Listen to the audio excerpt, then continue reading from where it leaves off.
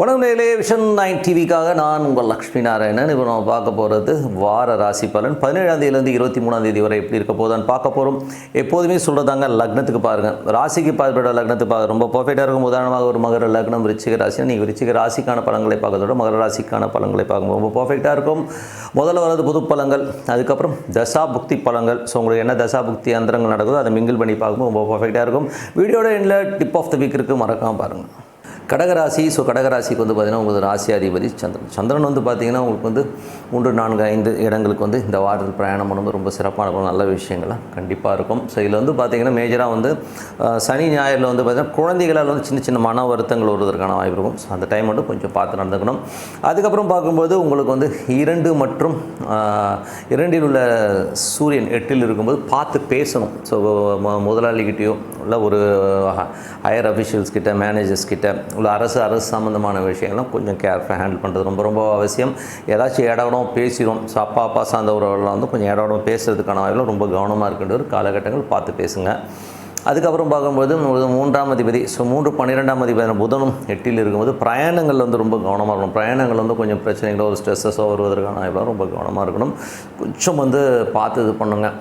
இந்த பிரயாணங்கள் வந்து கொஞ்சம் அலைச்சல்கள்லையும் வந்து பக்கத்தில் இருக்கவங்கள கொஞ்சம் பார்த்து அனுசரித்து தான் போகணும். ஏதோ ஒரு டிஸ்டர்பன்ஸ் இருக்கும், பார்த்துக்கணும். வெளியே பக்கத்து வீட்டுக்கார்ட்ட பேசும்போது பழகும்போது கொஞ்சம் டிஸ்டன்ஸ் மெயின்டைன் பண்ணிக்கிறது ரொம்ப ரொம்ப நல்லது. அதுக்கப்புறம் பார்க்கும்போது 4ஆம் அதிபதி சுக்கிரன் வந்து பார்த்திங்கன்னா உங்களுக்கு வந்து 9 இருக்குது. 9 உச்சமாக இருக்கும்போது நல்ல லாபங்கள், நல்ல ஏற்றங்கள் வருவதற்கான தாயார் சம்மந்தமான தாய் தந்தையரால் நல்ல லாபங்கள், நல்ல ஏற்றங்கள் வருவதற்கான நல்லா இருக்குது. பெரிய லாபங்களை எதிர்பார்க்கலாம். பூமி சம்மந்தமான விஷயங்கள், அப்பா அம்மா சொத்து சம்மந்தமான விஷயங்கள், பெரிய லாபங்களை கண்டிப்பாக எதிர்பார்க்கலாம். அதுக்கப்புறம் பார்க்கும்போது உங்களுக்கு 5ஆம் அதிபதியான செவ்வாய் வந்து 12 குழந்தைகளுக்கான நிறைய விரயங்கள் பண்ணுற மாதிரியான விஷயங்களை ஏற்படுத்தும். தொழில் ரீதியான விஷயங்களில் நிறைய அலைச்சல்கள், கொஞ்சம் வந்து பிரயாணம் நிறைய பண்ணுறதுக்கான வாய்ப்பு நிறைய ஏற்படுத்தும். பட் இருந்தாலும் பெரிய லாபங்கள் எள்ளி தரதுக்கான வாய்ப்பு கண்டிப்பாக இருக்குங்க. ஸோ அதுக்கப்புறம் பார்க்கும்போது உங்களுக்கு 6ஆம் அதிபதியான குரு வந்து 11 இருந்தாலும் அது 9ஆம் அதிபதி உடைய ஒரு பரிவர்த்தனையில் போகுது. ஸோ அது வந்து என்ன ஆகுன்னா 9, 11, 9 தந்தை சார்ந்த சொத்துக்களாக நல்ல லாபங்கள், வெளிநாட்டில் இருக்கிறவங்களுக்கு பெரிய லாபங்கள் வருவதற்கான வாய்ப்பு ரொம்ப நல்லா இருக்குது. ஸோ ரொம்ப சிறப்பான விஷயங்கள். வேலையில் வந்து நல்ல பிரயாணங்கள் மூலியமாக பெரும் பணம் வருவதற்கான வாய்ப்பு, தாய்மாமன் உறவினால் ஒரு நல்ல ஒரு லாபங்கள் கிடைக்கிறதுக்கான வாய்ப்புலாம் ரொம்ப நல்லா இருக்குது. 7ஆம் அதிபதியான சனி வந்து 8 இருக்கும்போது அதுவும் வந்து ஒரு குழுவுடைய சாரத்திலும் பெரிய லாபங்கள், பெரிய ஒரு அதிர்ஷ்டங்களை தருவதற்கான வாய்ப்புலாம் ரொம்ப நல்லா இருக்குது. ஸோ நல்ல விஷயங்கள் தான். ஸோ கணவன் மனைவியினோட மட்டும் சின்ன சின்ன கருத்து பேதங்கள், கருத்து வேறுபாடு வந்து போகிறதுக்கான வாய்ப்பு கொஞ்சம் பார்த்து நடந்துக்கணும். மற்றபடி வந்து பார்த்திங்கன்னா 9ஆம் அதிபதியான குரு வந்து பார்த்திங்கன்னா உங்களுக்கு ஒரு பரிவர்த்தனையில் இருக்கும்போது பெரிய லாபங்கள் எள்ளி தரதுக்கான வாய்ப்புலாம் ரொம்ப சிறப்பாக இருக்குது. 10ஆம் அதிபதியான செவ்வாய் வந்து 12 இருக்கும்பொழுது உங்களுக்கு வந்து கொஞ்சம் 10, 12 தொழில் ரீதியான விஷயங்களில் வந்து கொஞ்சம் அலைச்சல்கள் ஏற்படுறதுக்கான வாய்ப்பெலாம் இருக்குது. கொஞ்சம் தொழிலில் கொஞ்சம் கவனமாக இருக்கணும். ஏதாச்சும் இடகடமாக வந்து பெரிய லாபம் வருதுன்னு சொல்லிட்டு அகலக்கால் வைக்காமல் இருக்கிறது ரொம்ப ரொம்ப நல்லது. 11ஆம் அதிபதி சுக்கிரன் உச்சமாக இருக்கிறது வந்து பெரிய லாபங்களையும் பெரிய வெற்றிகளையும் கொடுக்கறதுக்கான வாய்ப்புலாம் ரொம்ப சிறப்பாக இருக்குங்க. ஸோ இதுவரை பார்த்தது வந்து பார்த்தீங்கன்னா பொது பலன்கள். இப்போ பார்க்க போது தசாபுக்தி பலன்கள். கடக லக்னமாக இருந்து சூரிய தசாபுக்தி அந்த சூரியன் வந்து பார்த்தீங்கன்னா 2ஆம் அதிபதி 8 இருக்கும்போது பார்த்து பேசணும். முதலாளி மற்றும் அது அரசு சார்ந்த விஷயங்களெல்லாம் கொஞ்சம் கவனமாக இருக்கிறது ரொம்ப நல்லது. அப்பா கிட்ட பேசும்போதோ பழகும்போது கொஞ்சம் வாக்குவாதங்கள் வர்றதுக்கான வாய்ப்பு இருக்குனாலும் கொஞ்சம் கவனமாக இருக்கணும். கடக லக்னமாக இருந்து சந்திர தசாபுக்தி, சந்திரன் வந்து பார்த்திங்கன்னா உங்களுக்கு 3, 4, 5 இந்த பீரியடில் ட்ராவல் ஆகும்போது சனி ஞாயிறில் மட்டும் குழந்தைகளாக இருந்து சின்ன மனக்கசப்புகளோ மன வருத்தங்களோ வர்றதுக்கான வாய்ப்புகளும் ரொம்ப கவனமாக இருக்கணும். அதுக்கப்புறம் பார்க்கும்போது கடக லக்னமாக இருந்து செவ்வாய் தசாபுக்தி, செவ்வாய் வந்து பார்த்திங்கன்னா உங்களுக்கு வந்து 6ஆம் அதிபதி 12 வேலை விஷயமாகவும் தொழில் ரீதியான விஷயம் நிறைய அலைச்சல்கள் இருக்கிறதுக்கான வாய்ப்புகள் இருக்கும். கொஞ்சம் கவனமாக போகணும். பட் நல்ல லாபங்கள் வருவதற்கான வாய்ப்புலாம் ரொம்ப நல்லாவே இருக்குது. அதுக்கப்புறம் பார்க்கும்போது கடக லக்னமாக இருந்து ராகு தசாபுக்தி, ராகு 9 சனியுடைய சாரத்தில் போகும்போது கொஞ்சம் கவனமாக இருக்கணும். தந்தைக்கும் உங்களுக்கும் ஒரு கருத்து வேறுபாடு, வெளிநாட்டில் இருந்து சின்ன சின்ன மன உளைச்சல் வர்றதுக்கான வாய்ப்புகளும் கொஞ்சம் கவனமாக இருக்கணும். கடக லக்னமாக இருந்து குரு தசாபுக்தி, குரு வந்து பெரிய லாபங்களும் பெரிய வெற்றிகளும் கொடுக்கறதுக்கான வாய்ப்புகளும், வெளிநாட்டில் இருக்கிறவங்க வந்து பெரிய பணம் வருவதற்கான வாய்ப்புலாம் ரொம்ப நல்லா இருக்குது. கடக லக்னமாக இருந்து சனி தசாபுக்தி, சனி வந்து 7ஆம் அதிபதியாக வந்து 8 அது வந்து குருடைய சாரத்தில் பெரிய வெற்றிகள், திடீர் அதிர்ஷ்டங்கள் வருவதற்கான வாய்ப்பெலாம் இருக்கும். பட் இருந்தாலும் வந்து சின்ன மன உளைச்சல்கள் கண்டிப்பாக இருக்கும். பட் லாபங்கள் அள்ளி தரதுக்கான வாய்ப்பு ரொம்ப நல்லா இருக்குது. ஸோ சிறப்பு தான். அதுவும் கடக லக்னமாக இருந்து புதன் தசா புத்தி அந்தரங்கள். ஸோ புதன் வந்து பார்த்திங்கன்னா உங்களுக்கு வந்து 3, 12ஆம் அதிபதி 8 இருக்கும்போது பிரயாணங்கள், ஒரு சிறு தூர பிரயாணமானாலும் பக்கத்து ஊர் போகிறது, பக்கத்து வீட்டுக்காரெல்லாம் கொஞ்சம் கவனமாக இருக்கிறது ரொம்ப ரொம்ப நல்லது. தேவையில்லாத பேச்சுக்கள், தேவையில்லாத விஷயங்களை கொஞ்சம் வந்து தள்ளி போகிறது ரொம்ப ரொம்ப நல்லதுங்க. ஏன்னா வந்து இதனால் வந்து ஒரு வாக்குவாதங்களோ ஒரு கெட்ட பேரோ வரும். இதனால் நிறைய ஸ்ட்ரெஸ் வருவதற்கான வாய்ப்பு ரொம்ப கவனமாக இருக்கணும். கடக லக்னமாக இருந்து கேது தேசம், கேது 3லிருந்து சூரியனுடைய சாரத்தில் போகும். ரொம்ப ரொம்ப கவனமாக இருக்கணுங்க. கோர்ட் கேஸு ஏதோ வச்சு பேசுகிறது, ஏதோ ஒன்று சொல்லி போய் அதனால் ஒரு பெரிய பிரச்சனை வர்றதுக்கான வாய்ப்பு ரொம்ப கவனமாக இருக்கணும். டாக்குமெண்டேஷன் சம்மந்தமான விஷயம் ரொம்ப கேர்ஃபுல்லாக இருக்கணும். ஸோ அதனால் ஒரு மன உளைச்சலையும் ஸ்ட்ரெஸ்ஸையும் உருவாகும், பார்த்து நடந்துக்கணும். கடக லக்னமாக இருந்து சுக்கிரதேசம், சுக்கிரன் வந்து பார்த்திங்கன்னா 9. ஸோ 9ல் உச்சமாக இருந்தால் அது 11ஆம் அதிபதியோட ஒரு பரிவர்த்தனை இருக்கும்போது தந்தை சார்ந்த உறவுகள், வெளிநாடு சார்ந்த விஷயங்கள் எல்லாம் பெரிய லாபங்கள், பெரிய வெற்றிகள் கிடைக்கிறதுக்கான ரொம்ப சிறப்பாக இருக்குது. ஸோ இது வந்து இந்த பரிவர்த்தனையை வந்து கரெக்டாக யூட்டிலைஸ் பண்ணி நல்ல லாபங்கள் கண்டிப்பாக இருக்குங்க. என்னை பொறுத்தவரை பிரார்த்தனை ரொம்ப அவசியங்க. 3 வேளை சாப்பாடு எப்படி அவசியமோ, ஒரு வேளை தூக்கம் எப்படி அவசியமோ, அந்த மாதிரி ஒரு பிரார்த்தனை வந்து ரொம்ப ரொம்ப அவசியம். மனதார இறைவன் வந்து பிரார்த்தனை பண்ணுங்கள். பெரியவர் வந்து என்ன சொல்லுவார்னா, நல்லா இருக்கும்போது பிரார்த்தனை பண்ணிடணும். நிறைய பேர் வந்து நம்ம நல்லா இருக்கும்போது இறைவனை நினைக்கிறதே கிடையாது. ஏதோ வயசாகிடுச்சு, ஒரு காலகட்டத்தில் நம்ம ரொம்ப கஷ்டத்தில் இருக்கோம். அந்த காலகட்டத்தில் தான் வந்து எத்த தின்னா பித்தந்தெளின்னு சொல்லிட்டு சாமி போய் பார்க்குறோம். நல்லா இருக்குமோ நல்லா இல்லையோ டெய்லி வந்து இறைவனை வழிபாடு பண்ணுறது வந்து வழக்கமாக வச்சுக்கோங்க. அது என்ன சாமி வேணால் இருக்கட்டும், அது உங்களுக்கு என்ன சாமி பிடிக்குதோ அந்த சாமியை வந்து மனதார டெய்லி வந்து ஒரு டைம், ஒரு 5 மணி காலையில் இல்லையா, எனக்கு காலையெல்லாம் எந்திரிக்க பழகமே இல்லை, நைட் படுக்கிறதே 2 மணிங்கன்னா நைட்டு தூங்குறதுக்கு முன்னாடி ஒரு அரை மணி நேரம், அது என்ன டைமாக இருந்தாலும் சரி, ஒரு அரை மணி நேரம் உட்காந்து பொறுமையாக உங்கள் தெய்வத்தை வந்து சாண்டிங் பண்ணுங்கள். சாண்டிங்கிறது வந்து ஓம் நமச்சிவாய ஓம் நமச்சிவாயம் அந்த ஈஸ்வரன் உள்ளே இருக்கிறதா ஃபீல் பண்ணி பண்ணணும். இறைவன் உங்களோட இருக்கிறதா ஃபீல் பண்ணணும். அந்த ஃபீல் தான் ரொம்ப மெயின். ஸோ அந்த மாதிரி பண்ணிட்டு வந்தீங்கன்னா ஒரு காலகட்டத்தில் வந்து இறைவன் உங்களோட ஒன்றிடுவார். அதுக்கப்புறம் நீங்கள் எதை பற்றியும் கவலைப்பட வேணாம், எல்லாமே அடித்து தூள் கலப்பிடலாங்கிறது தான் உண்மையான விஷயம். ஸோ அதனால் பிரார்த்தனை ரொம்ப ரொம்ப அவசியங்க. ஸோ இதில் வந்து இப்போ பார்க்க போகிறது tip of the week. So tip of the வீக்கில் வந்து பார்த்தீங்கன்னா மேஜராக வந்து இப்போ வந்து ராகு கேது பயிற்சிகள் வருது. இதில் வந்து நிறைய ராசி பலன்களை வச்சு நிறைய பேர் வந்து அதாயிடுமோ இதாயிடும் ரொம்ப பயந்துட்டு இருக்காங்க. ஸோ அதெல்லாம் ஒன்றும் இல்லைங்க. ராகு கேது பயிற்சிகள் வந்து ஒரு கர்மா கிரகங்கள் வந்து உங்களுடைய ஜனனகால ஜாதகத்தில் வந்து அந்த கிரகத்து மேலே பிரயாணிக்கும் போது தான் உங்களுக்கு பெரிய பிரச்சனைகளே கொடுக்கும்.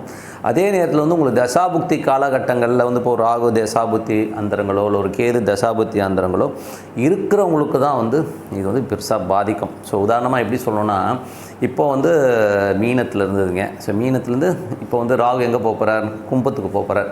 ஸோ கும்பத்துக்கு போகும்போதே என்ன இருக்கும்னு பார்ப்போம். ஸோ கும்பத்தில் இருக்கும்போது என்ன ஆகுதுன்றது வந்து சின்னதாக வந்து ஒரு ஷார்ட்டாக சொல்கிறேன். இப்போ கும்பத்தில் ராகு போகும்போது என்ன மாதிரி விஷயம், இப்போ சப்போஸ் உங்களுக்கு வந்து கும்பத்தில் வந்து இப்போ நீங்கள் ஒரு உதாரணம் சொல்லுங்கள், ஒரு மேஷ லக்னக்காரரால் இருக்கீங்க. ஸோ கும்பத்தில் ராகு போது 11ல் ராகு வந்து சிறப்பான பலன்களை கொடுப்பாருன்னு எல்லோரும் ஆகாவும் பாராட்டுவாங்க, கரெக்டுங்களா? ஆனால் இப்போ அதே இடத்துல வந்து உங்களுக்கு வந்து சூரியன் இருக்குன்னு வச்சுக்கோமே, ஒரு சூரியன் ஒரு கிரகம் வந்து உங்களுக்கு வந்து அங்கே இருக்குது அப்படின்னு வச்சுக்கிட்டிங்கன்னா, அப்போது என்ன மாதிரி விஷயங்கள் பண்ணணும், குழந்தைகள் விஷயங்கள், அதாவது அந்த சூரியனும் ராகுவும் இணைகிற அந்த காலகட்டத்தில் எப்போதுமே இருக்காது. அந்த 1.5 வருஷம் ஃபுல்லாகவே அடிப்படாது, 2 மாதம் வச்சு செஞ்சிடும். அந்த சூரியன் ராகு அப்படி கனெக்ட் ஆகிற அந்த இடம் இருக்குது பாருங்கள், அந்த டைமில் குழந்தைகள் விஷயங்களில் ரொம்ப ஒரு ஸ்ட்ரெஸ்ஸையும் மன உளைச்சலையும் கண்டிப்பாக கொடுத்துரும். அந்த பாதிப்பு வந்து அடிச்சதுன்னு வைங்களேன், அடிச்சதுன்னா அதுலேருந்து வெளியில் வந்து ஒரு 2 மாதம் ஆகும். அந்த அளவுக்கு ஒரு மனக்கலக்கத்தை கண்டிப்பாக கொடுத்துரும். அது எப்படி வரும்னா, நீங்கள் எப்படி இது ஓமானம் பண்ணிக்கணும்னா, ராகுங்கிறது ஒரு பெரிய லாரிங்க, ஓகேங்களா? நீங்கள் வந்து ஒரு பைக்கு, ராகு வந்து அந்த சூரியனை வந்து அப்படி அந்த கனெக்ட் ஆகிற அந்த டைம் இருக்குது பார்த்தீங்களா, லாரி வந்து சைக்கிள் அடிச்சதுன்னா என்னாவும், பைக் அடிச்சதுனாவும் பைக்கு சேதாரம் அதிகமாக இருக்கும், ஓகேங்களா? இது வந்து நம்ம கர்மா தான், நம்ம பண்ணதோட ஒரு பழைய கர்மா வந்து இப்போ அடிக்கிறது தான் இது. ஸோ உங்கள் ஜனனகால ஜாதகத்தில் சப்போஸ் சூரியன் கும்பத்தில் இருக்குது, அப்போ ராகு அதை அட்டாக் பண்ணுற அந்த காலகட்டத்தில் அந்த டிகிரியில் கனெக்ட் ஆகும்போது அப்போது உங்களுக்கு அந்த எமோஷன், இப்போ குழந்தைகள் 5ஆம் பாவாதிபதியாக வரும்போது மேஷ லக்னத்துக்கு 5ஆம் பாவாதிபதியாக லாபங்களை கொடுப்பார், எல்லாமே கொடுத்தாலும் அந்த அட்டாக்கிங் டைமில் வந்து பெரிய ஒரு ஸ்ட்ரெஸ்ஸை கொடுத்துரும். அதில் இதை அடித்து முதல் 1 மாதம், அதுக்கு அடுத்த மாதம் கிட்டத்தட்ட 2லேருந்து 3 மாதம் நீங்கள் வந்து அந்த 2வது மாதம் ரொம்ப ஹெவியாக எஃபெக்ட் ஆகும். 3வது மாதம் அந்த காயங்கள் ஆறதுக்கு ஒரு மாதம். ஸோ அந்த அளவுக்கு வந்து ஒரு எஃபெக்டை கண்டிப்பாக கொடுத்துரும். ஆனால் அங்கே கிரகம் இருக்கணும். கிரகம் இல்லைன்னா அதை பற்றி கவலையே பட வேணாம், ஒன்றுமே ஆகாது, ஜாலியாக இருந்துடலாம்.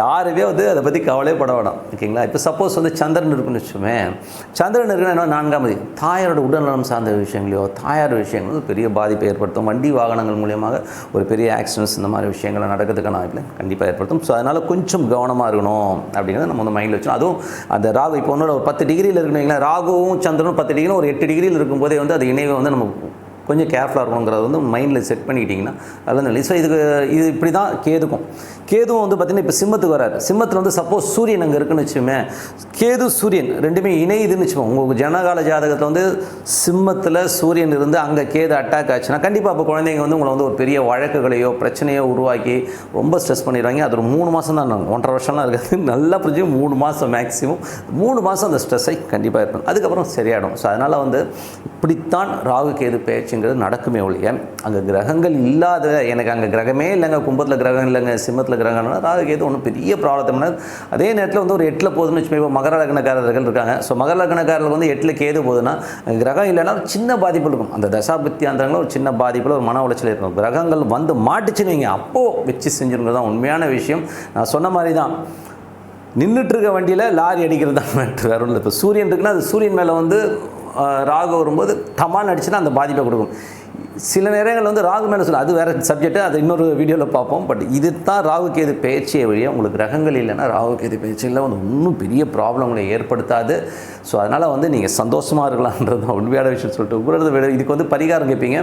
ஸோ பரிகாரங்கிறது வந்து ஒன்றுமே இல்லைங்க. இந்த புத்துக்கோயில்கள் இருக்கு இல்லையா, புத்துக்கோயில் வழிபாடு ஒரு சிறப்பான ஒரு பரிகாரம். சித்தர்கள் சமாதிகளுக்கு சென்று வழிபாடு பண்ணுறது ரொம்ப சிறப்பான பரிகாரங்கள். அன்னதானம் பண்ணுறது சிறப்பான. இந்த 3 பரிகாரத்தில் நீங்கள் எதை வேணால் சூஸ் பண்ணிக்கிங்க. உங்களுக்கு எது வந்து எலிஜிபிளாக இருக்குன்னா, எனக்கு பொறுத்தவரை வந்து நீங்கள் சாப்பாடோ சுண்டலோ வந்து ஒரு பிரசாதமாக கொடுக்கறதை விட ஏன்னா கஷ்டப்படுறனுக்கு ஒரு 2 கிலோ அரிசியை வாங்கி கொடுத்துருங்க. அவன் குடும்பத்தோடு சாப்பிடுவான்ல. நீங்கள் உட்காந்து தோண்டையே வச்சுக்கிட்டு உட்காந்து கொடுத்துட்ருக்கிறதெல்லாம் வந்து வேலைக்கு ஆகாது.